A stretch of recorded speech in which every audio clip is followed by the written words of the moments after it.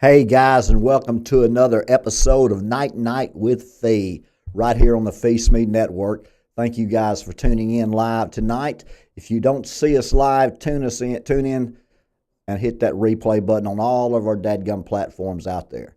It's a wonderful day to be in the fort. I feel great today. I slept well last night. Been doing a lot of work. My server was down yesterday. We did not, after about 3 months, we have to redo password keys for uplinks, and I was unaware of that, but about 45 minutes to an hour in this morning, Mark had that figured out, taken care of, and we're back in the saddle tonight. So I had this prepared for last night, and it's about the government shutdown. So let's get into the government shutdown. I am a day late on it, but all of this was prepared for last night's show. I have looked in today and seen the news, and I'm current up to about 30 minutes ago, so about 8:30 Central Time. But our government shutdown has happened several times in the past. This is not a big issue normally. They'll have an emergency meeting. Congress will come in, act like heroes. People will always get paid, whether it's 3 or 4 days or whether it's right before. But this is going to be a little different. Because what you're seeing here is a shift in our culture here in the United States. You have a great portion of our country, around 50%, that is moving to a leftist, socialist, communist party. That is going to be the Democratic Party. You remember, we don't live in a democracy here in the United States. We live in a republic, and they're going to find that out here real quick as they continue down the road of civil unrest. Our president, as you find out, has called 800 military top brass together, gave them a speech. You saw all of the clips. But the main thing that you need to get out of that whole photo op and optics of the president speaking and the Secretary of Defense or the War speaking, the one thing you need to get out of the whole thing, just take everything else and throw it aside, is when your president tells the military that we have to prepare for the enemy within. See, he has more knowledge and information than almost anybody out there. And he has a game plan for the United States based on information and intelligence that he has. So you will expect to see the National Guard continue to go throughout the United States in every city. The left-wing socialists that are being paid for and funded to protest and to cause chaos will continue to do that, and their movement will continue to get larger and larger and larger. I have told you to pay the National Guard, to pay more police, to prepare more first responders for what's going to happen here in the near future in your country, the United States of America.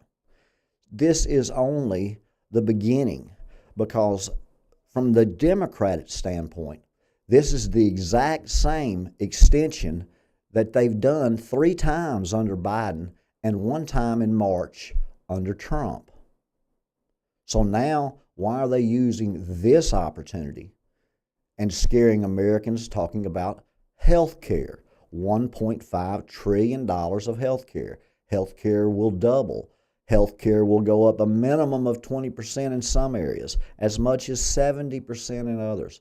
People will lose their health care. Medicaid and Medicare won't be paid. Social Security will be on hold. You will continue to hear a bunch of just narrative from one side. And on the Republican side, what will you hear? The Democrats were chanting in the streets, shut it down, shut it down. They say that the Schumer shutdown, when in reality, it's a bunch of socialists headed by AOC who said today that anybody that wants to negotiate can negotiate with her in her office. Again, there is the two sides. Each one have a game plan. civil unrest on either side is beneficial. You remember the Democrats don't have the authority in that seat, Senate or House, to change anything that they want to change. So why are they deciding now they're going to prolong this out? And on the Republican side, President Trump's already got them.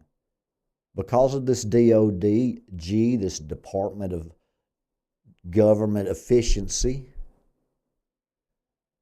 he will continue to pay by presidential order the essential government employees, which will include the military and the National Guard.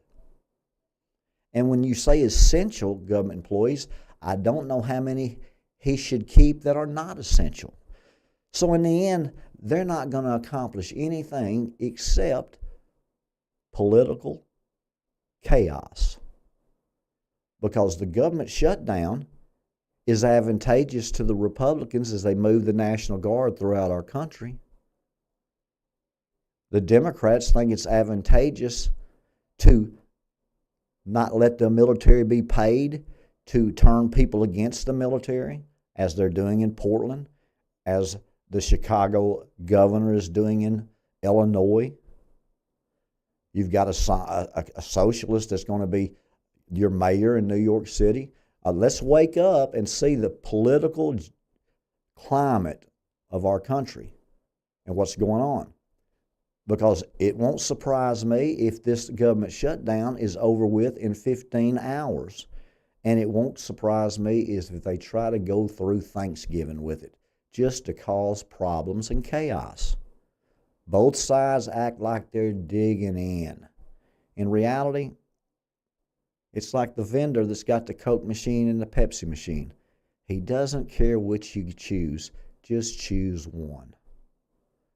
So as we continue to talk about deception from both sides with hidden agendas that's going to trickle down and affect your life. Higher utility bills, say the Democrats. Higher grocery bills. Higher fuel cost. Higher medicine. No job market. Tariffs uncertain.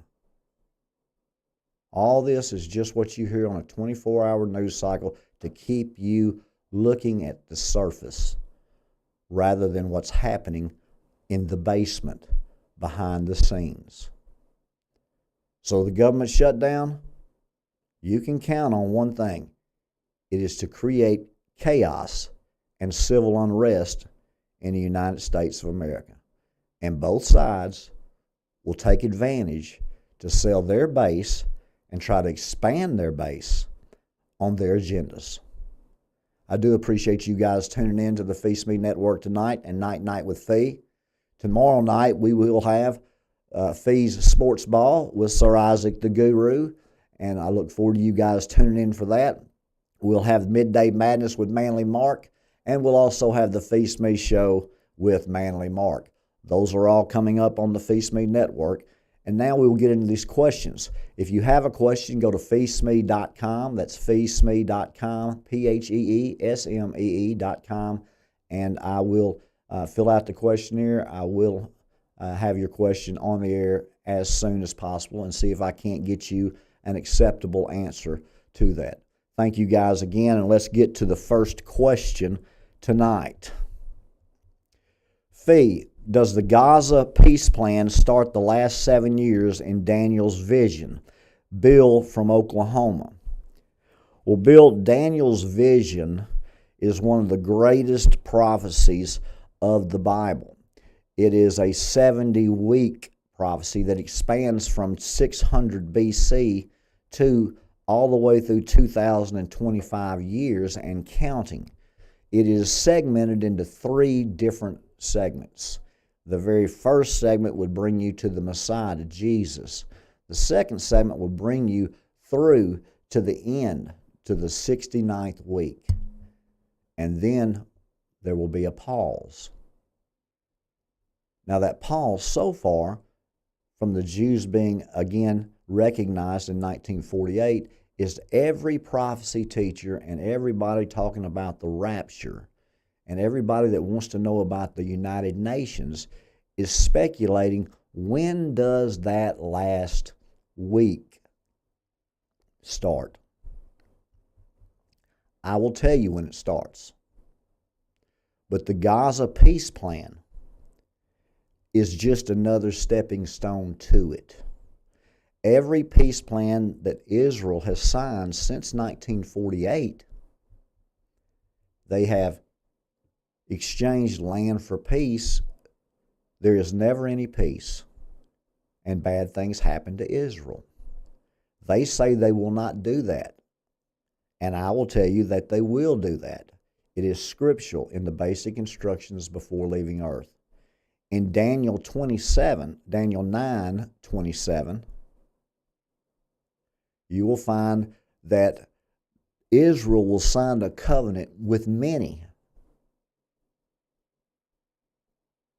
And halfway through that covenant, the abomination of desolation will happen. And that Antichrist will be revealed.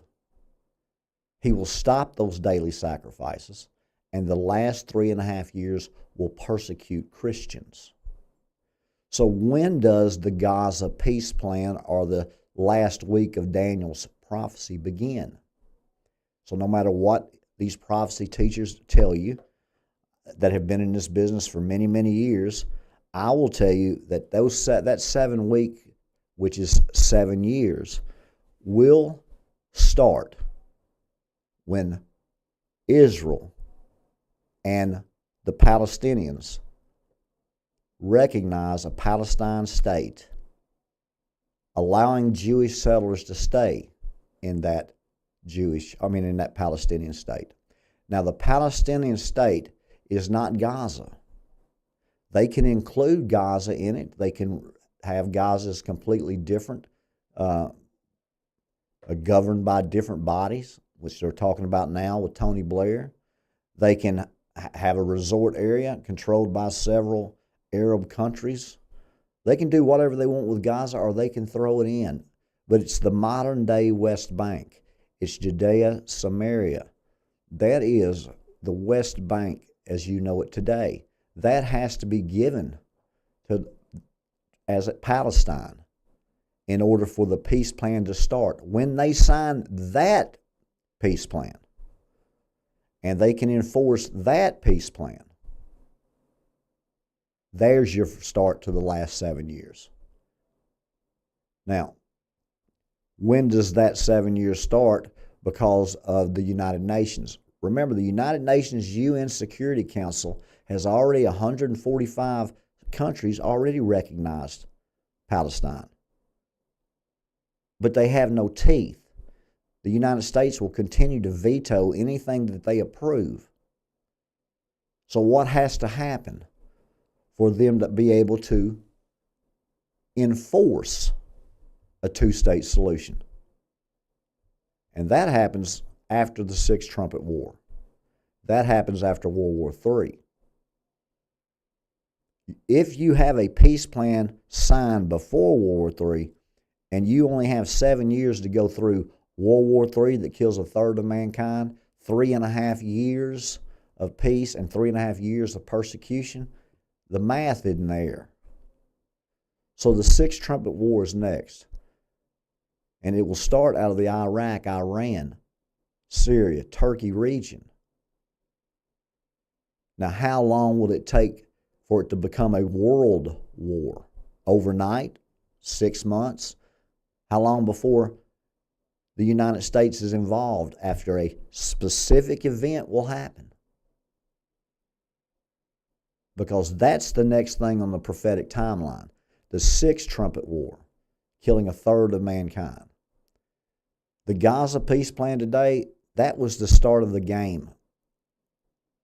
Recognizing that state. Now let's see how they enforce it.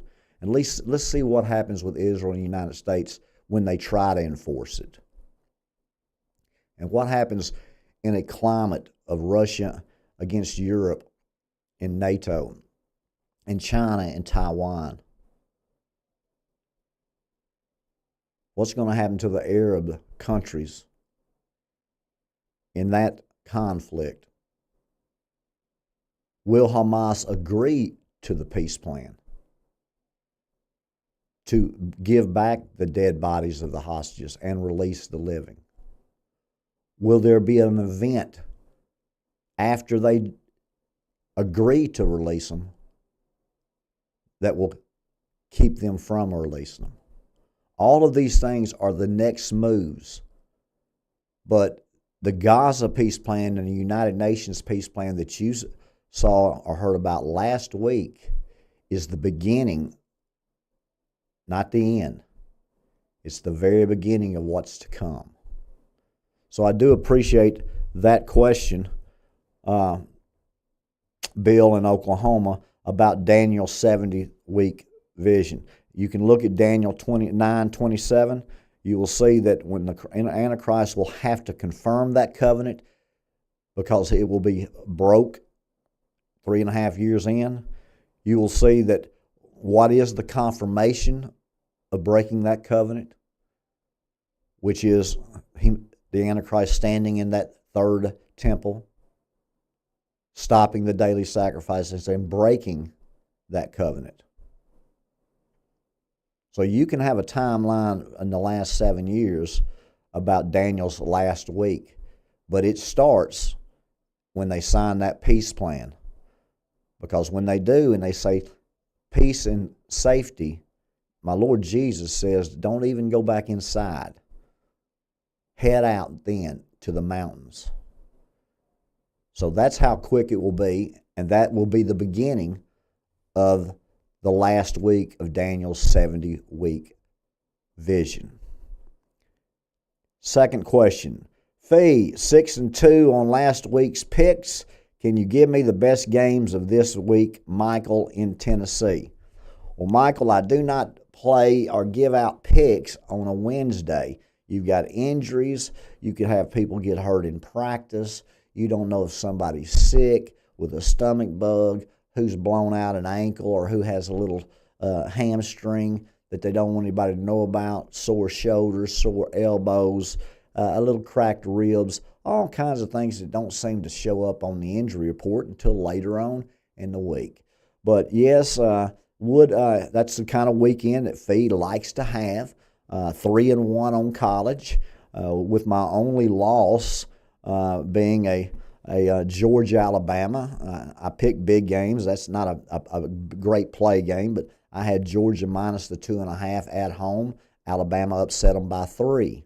So I did win the Ole Miss game that beat LSU outright, and I did have the Notre Dame blowing out Arkansas and cost Coach Pittman his job.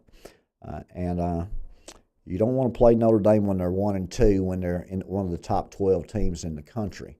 So A&M somehow went up there and beat them, and they lost to a good Miami team with a good quarterback that knows how to win from a winning culture in Miami. So I had that pretty easily. I had Notre Dame, Ole Miss, and I also had, as one of my biggest plays, as I told you, Oregon. Anytime you want to get Penn State in a big game with Coach Franklin, doesn't seem to be able to get those teams to actually win or cover. So Oregon is a great football team. They continue to get top prospects every year. They continue to pay people off the chart with these NILs. They always have a good quarterback and a good system offensively. They tend to score a lot of points. And it was not a good matchup for Penn State. If they played 10 times, Penn State would beat them maybe twice. So those were my 3 winners in college: Oregon, Notre Dame, and Ole Miss, with my loss being Georgia to Alabama. Now in the pros, I'll also go 3-1, which is a net 2 games in college and a net 2 games at private. So at a 5-dime game ratio, that's a $20K weekend. Not a bad weekend if you're a handicapper playing. Phee is not playing anymore. He has priorities to his Lord and Savior, but I'm drawing attention to the network any way I can in order to get a message out that is important.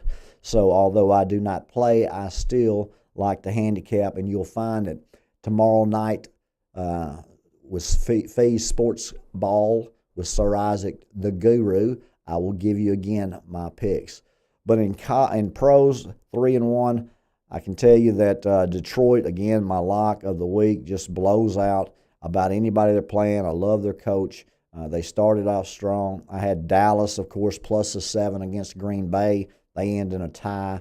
Not that Green Bay wasn't a better team, but you just don't allow Dallas that many points at home with that explosive of an offense. And then again, I had KC. Very simple on me. I said, just don't worry about it. Just play KC. How many times have they lost back-to-back games at Arrowhead? And so they blow out a really talented, hurt Baltimore team that somehow, some way, has lost a defense.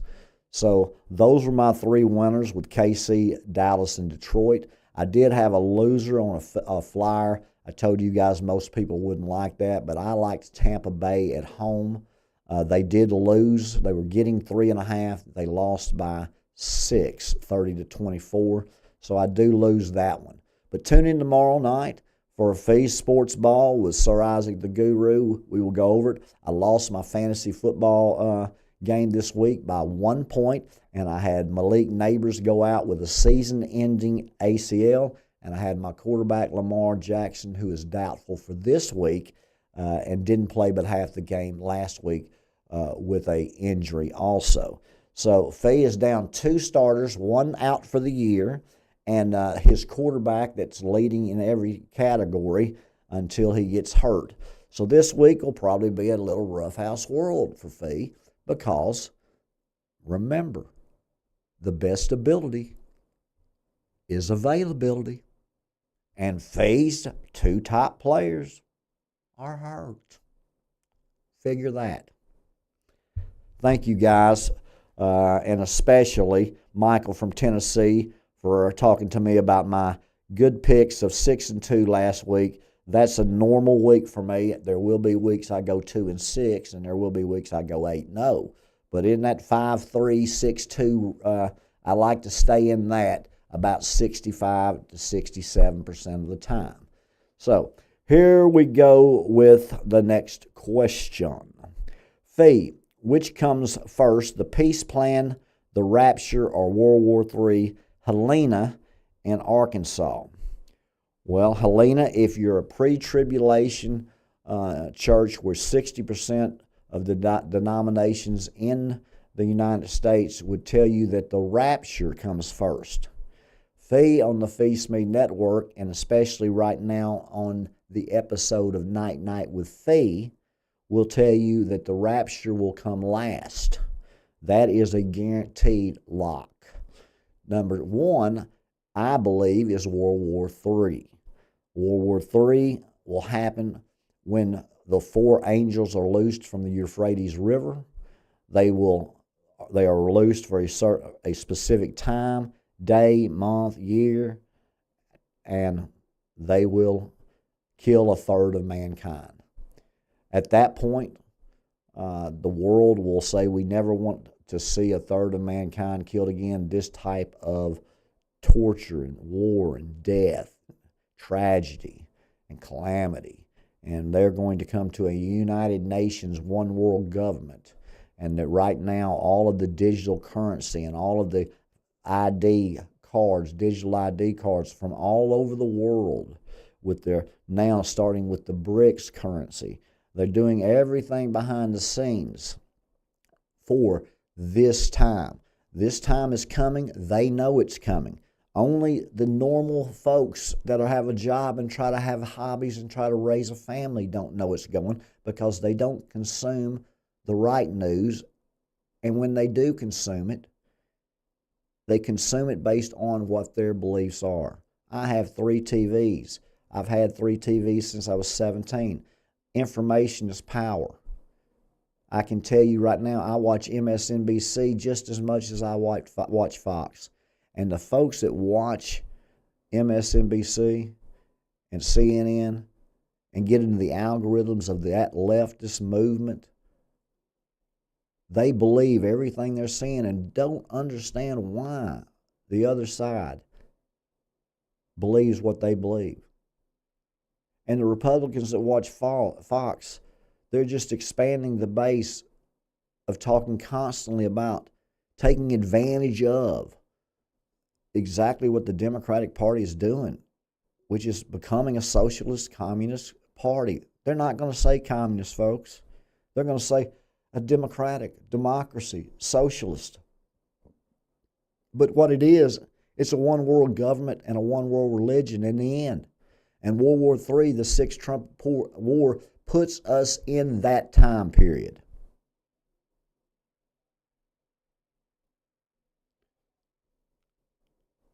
So what comes first?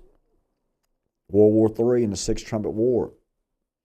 Then a 7-year, two-state solution peace plan that allows that temple to be built, daily sacrifices to start, the West Bank given to the Palestinians, with Jewish settlers remaining. That's what's going to happen. You can take that as an automatic lock also. That's what will happen. World War III, the Sixth Trumpet War, the 7-year two-state solution peace plan, and in the very end, right before the seventh trumpet, when Jesus is coming and meeting us with our rewards in the sky, after we've endured to the end, we've protected Israel for the last 3.5 years, as the wings of a great eagle carries the woman with the 12 stars out in the wilderness for time, times, and half a time. There's your large picture version of what's going to happen with what comes first between the rapture, World War III, and the peace plan. Thank you for that question, Helene. I believe you'll find it in World War II they had early, and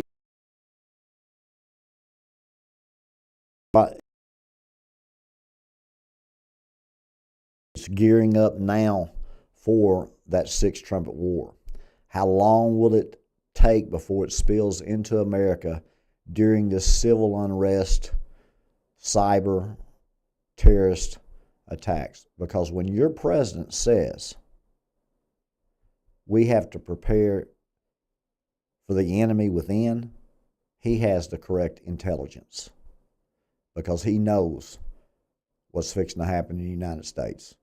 And he's getting out ahead of it and moving our military and our National Guard all throughout our country. And in the end, you will be very thankful for that. As we win, as we're fighting in our country, for our country, for our country. But between 150 and 1,500 different events will cause chaos in America. And all they have to do is divide this country into about 3, eliminating a lot of bridges, a lot of water and river traffic. You've got grid issues, food supply, water supply issues, medicine issues. Create chaos. Go get what you want in these big cities. How long will it take before they come out into the rural areas? What type of chaos will you see in the coming months? Because between October 1 and December 31st of 2025, this world's going to change. And between January the 1st, 2026 and December 31st, 2026, that 12-month period, your life will never be the same. So it's time to prepare now. And at the Phee Smee Network, Phase 2 will allow us to do that. And that's coming right up shortly. We are preparing daily for that to move into our next phase. And there's not but 4 phases we've got to get to. But number 2 is the most important step right now. as we get this message out and explain all the falsehoods and deception that with Jewish settlers remaining in that. That's what I was diagnosed with. Looking back and now the research I've done, I had fibrosis of the liver and chronic kidney disease at that time. But when they diagnosed me on May the 27th, terminally ill of 2022, they gave me a 20% chance to live through the night. They gave me no chance to live more than 30 days. So on the 27th of May, I was so sick that I remember getting up out of the bed and trying to get my clothes on and going and leaving the hospital. And as the nurse came in and said, "What are you doing?" I said, I'm going home. And she said, "You can't go home." And I said, "Well, the doctor has already told me that there's nothing that you can do for me here, so I don't plan on dying here." So I left, and I went home, and I didn't sleep, I didn't expect to live. But July the 4th of 2022, my stepfather passed away. And he was a decorated military and intelligence gentleman that spent years at West Point teaching and led the European forces in World War II. I spent 10.5 years with him telling me and sharing with me all of his experiences, enjoying all that time that I had with him.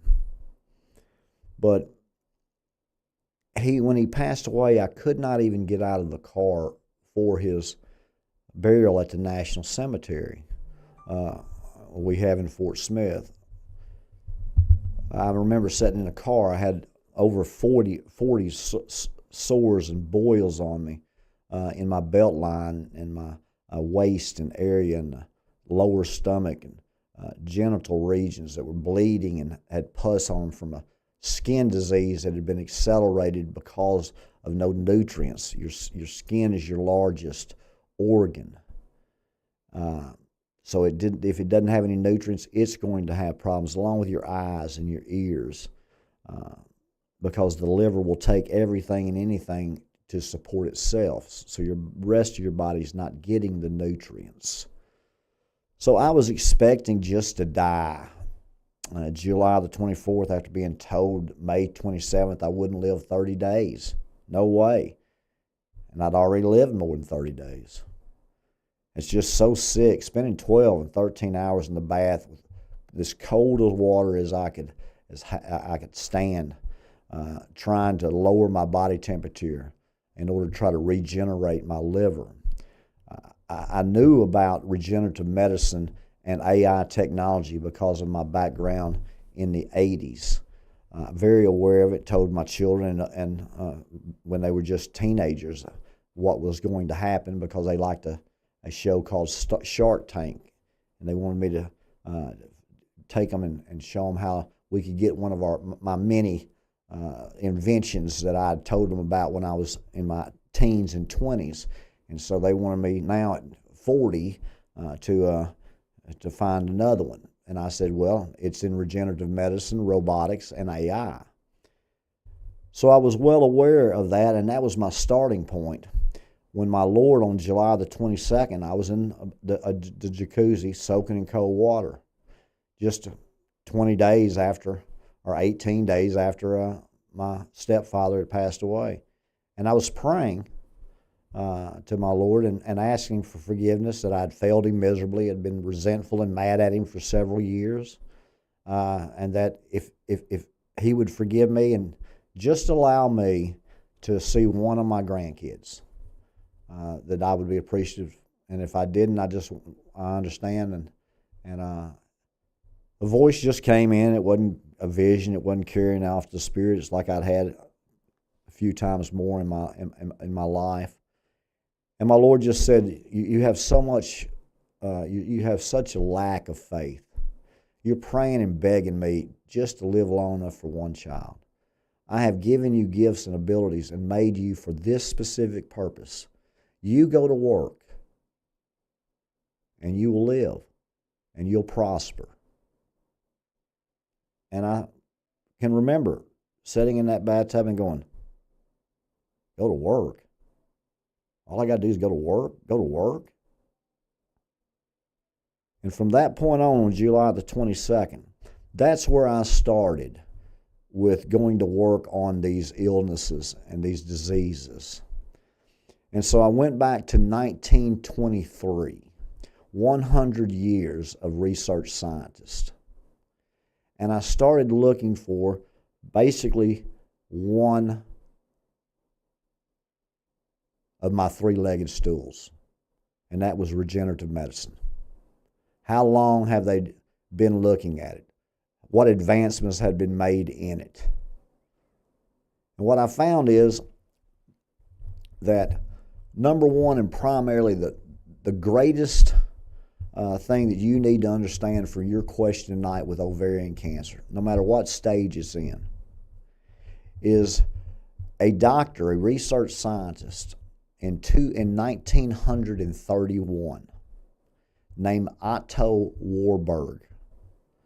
He won the Nobel Prize for his research on alkaline and how disease and cancer cannot live in an alkaline environment. So if you want to check, I should have in the future where it pops up the information, the articles, but you can go and see Dr. Otto Ward, W-A-R-B-U-R-G, 1931 Nobel Prize. And what you'll find is that since 1923, there have been scientists for 20, 30 years that were very close to understanding regenerative medicine. But they did not have the technology available. They did not know how to test or trials that were just blind at that point with microscopes. The technology wasn't there, although the scientists and their hypotheses were very accurate.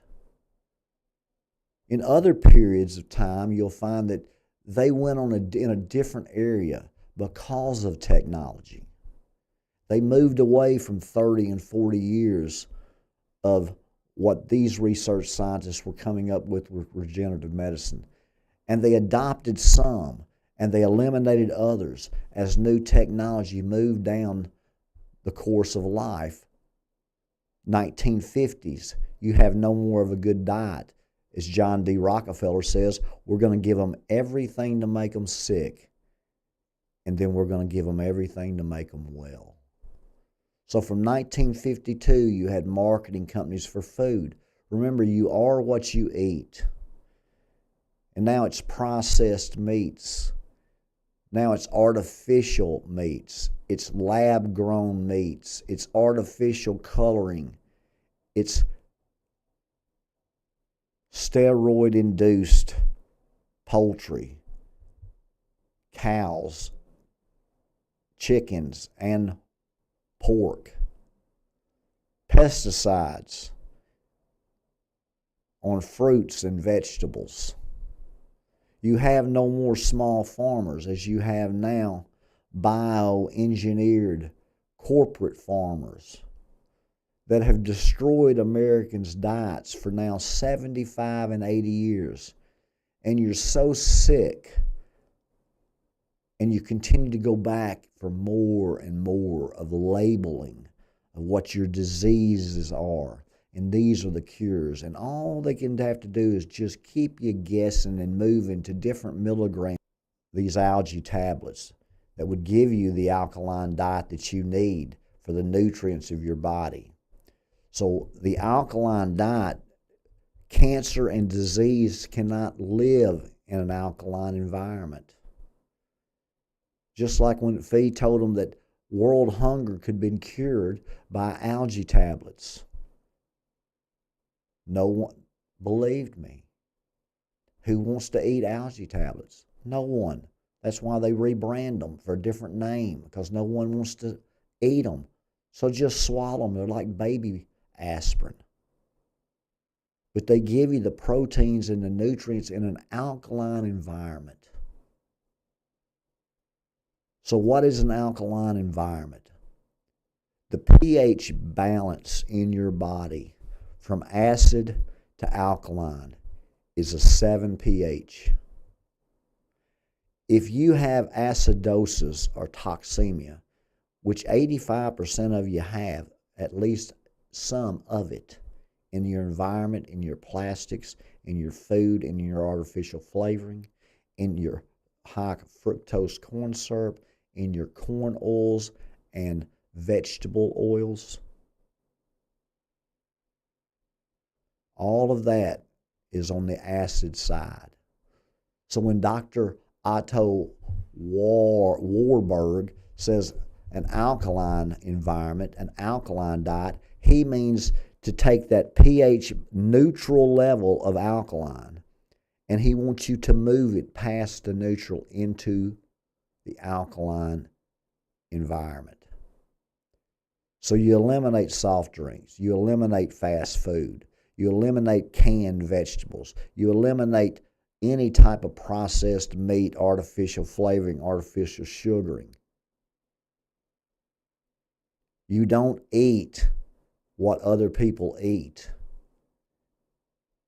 because they have an acidosis or a toxemia pH level, which is less than 7. It's a 6.5, 5.5, 5 point. And to where if you stay in that environment with all the toxins in your environment and in your diet and all of the acidosis that's in your body that's creating inflammation and tumors and radical cells, they cannot live in an alkaline environment. So move that pH balance neutral by getting the algae tablets. If you have ovarian cancer, take 30 of them a day. If you're healthy, take three times a day instead of 10 3 times a day. I used to take 53 times a day because I had to create right then. I had to stop the spread of my disease right then. I didn't have 30 days, they said, and my Lord allowed me to have the 30. And from May the 27th to July the 22nd, he allowed me to live before he told me to go to work. And by October, I had that first step. And I can remember telling my son in November, I'm just not as smart as I used to be. I don't understand how I cannot do this one thing to get this done. And him thinking I'm dying, as my brother had told him, even after I'd lived 30 and 60 days, the doctor still was telling him there's no way that he will continue to live. If he lives to Christmas, it'll be a miracle. When they send your information to the Arkansas liver organ to be in that program, see, that's how sick I was. But what they saw from July the 22nd of 2022, I started getting better. And when I found these algae tablets in October of 2022, I started really getting better. There wasn't any ascites on me to be drained. When they took 27 pounds of fluid, ascites off my body, muscle wasting, eating all of my arms, my legs, my butt, my hips, all of my organs, my eyes, my skin.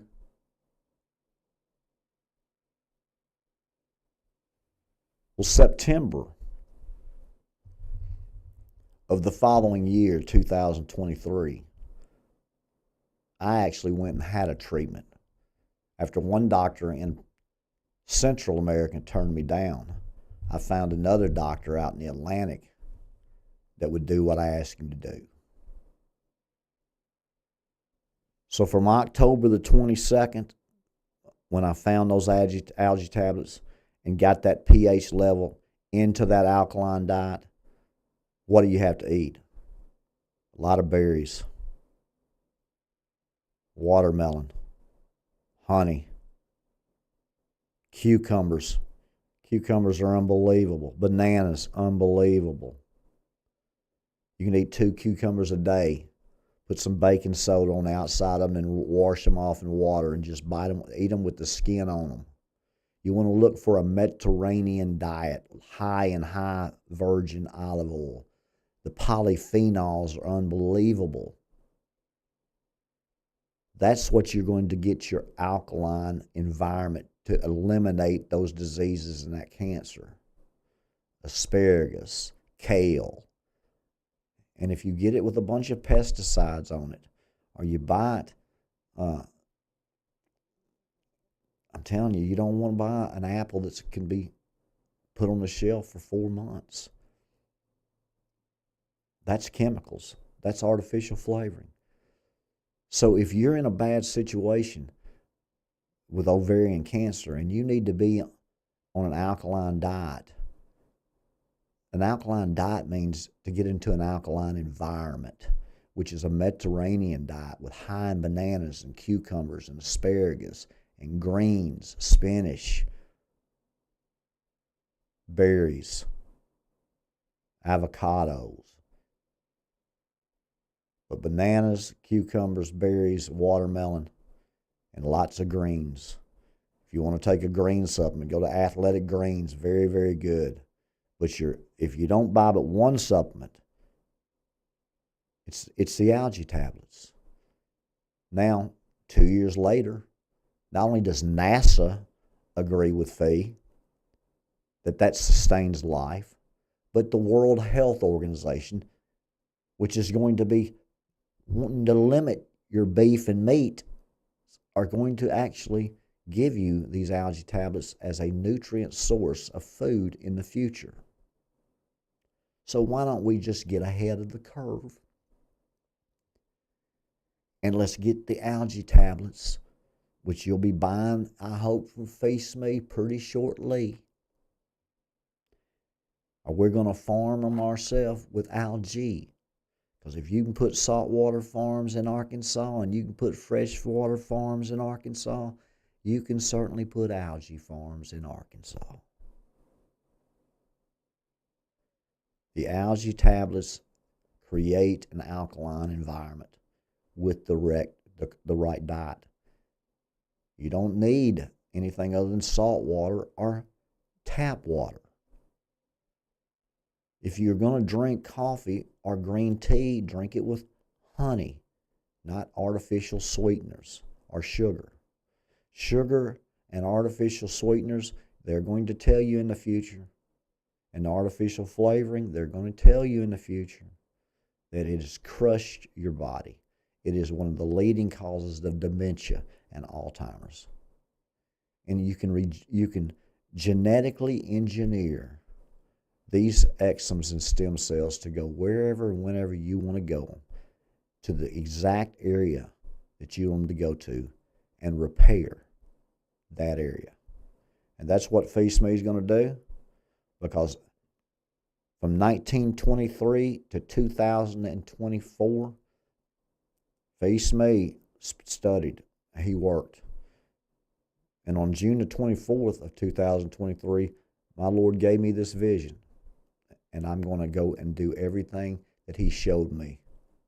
And I've done a lot so far, and I'm going to continue to do more.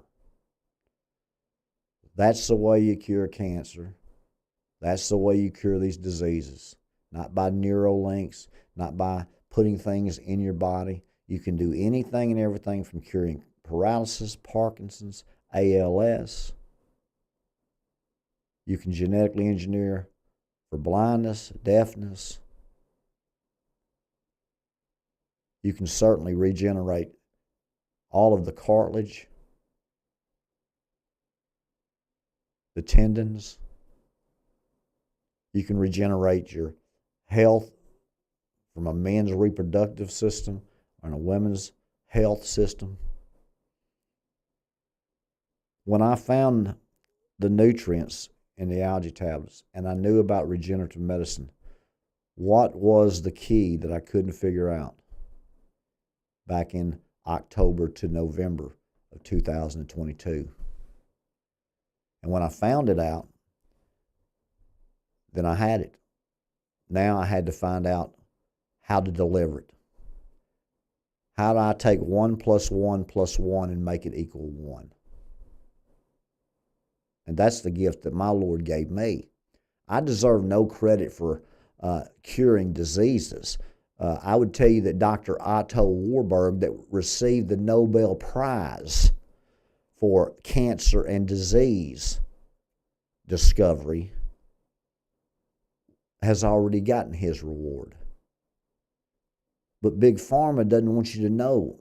Big Pharma wants you to put your faith in medicine and in doctors and white coats and in treatments and in basically chronic diseases that continue day after day, month after month, year after year, to destroy your thyroid and your blood chemistry by altering it with masking agents or big pharma pills.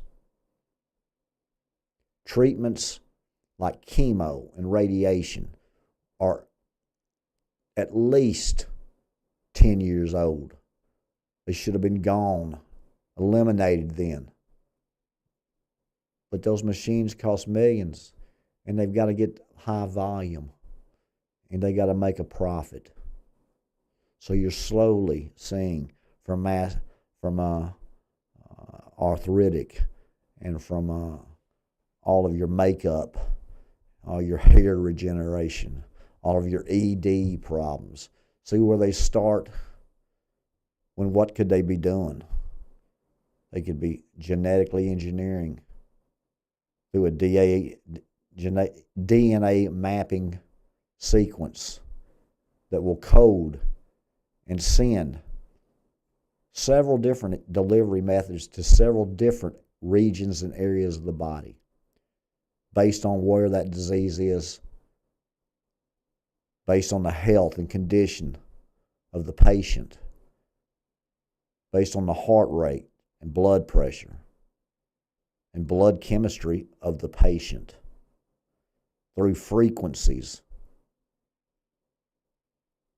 through electromagnetics, through lasers, through nanobots, through time capsules, all different delivery methods that can go to different inside organs, repair skin, repair the spine, blindness, deafness, exomes, stem cells. There's your regenerative medicine. Freeze drying the cancer, removing the cancer without harming the other cells, replacing the cancer with new exomes grown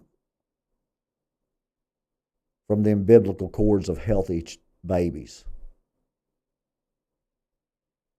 That's regenerative medicine. That cures diseases. So an alkaline diet is part of regenerative medicine, because what you eat is what you become. And if you want to live long and live healthy, quit eating, quit cooking, quit drinking the foods that they are giving you and making you buy. Go to a alkaline environment with a pH level of 7 or more in your body at all times. I can tell you that I am 3 years after they said I had only a 20% chance to make it through the night and no chance to make it 30 days, with a urinal in the bed and sores all over me, with skin disease, kidney disease, and liver disease. And that is over 2.5 years ago.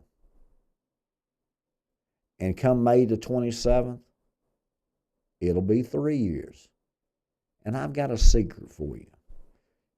Just because they give you a diagnosis of being terminally ill that day, that's not necessarily the day that you were actually terminally ill. Because I would think that might have started years before and pretty much ended as a terminal illness long before you went to the doctor. And only when it got to a certain point did you go to the doctor and they discover that you were terminally ill, an incurable disease that cannot be cured. They said I could not go from a decompensated liver to a compensated liver. They said that could not happen. And my math and science told me it could. And when I found a doctor that would try it, it worked. So if you're facing ovarian cancer or any type of cancer, go look up Dr. Otto Warburg, the 1931 Nobel Prize winner.